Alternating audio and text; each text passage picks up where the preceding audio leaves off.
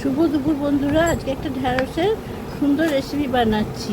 কচি কচি ঢ্যাঁড়স পেলাম, এবার দুদিকে ভালো করে কেটে নিয়ে ধুয়ে এবার একটা মশলা বানাচ্ছি। সাদা সর্ষে আর কিছুটা তিল, সাদা তিল আর দুটো কাঁচা লঙ্কা, এই মশলাটা ভালো করে এটাকে বেটে রাখলাম। এবার কড়া বসিয়ে সর্ষের তেল দিয়ে ঢ্যাঁড়সগুলোকে খুব ভালো করে লাল করে ভেজে তুলে নিলাম। এবার ওই তেলেতেই কালো জিরে ফোড়ন দিয়ে মশলাটা দিয়ে দিলাম। মশলাটা খুব ভালো করে কষে নিয়ে এবার এর মধ্যে পরিমাণ মতো লবণ আর একটু হলুদ দিয়ে ভালো করে এটাকে কষে নিয়ে ভাজা ঢ্যাঁড়সগুলো এর মধ্যে দিয়ে দিলাম।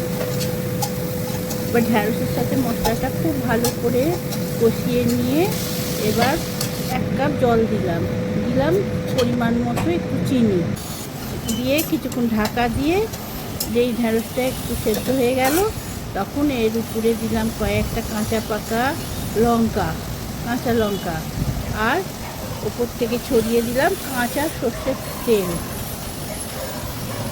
এবার এটা হয়ে গেল।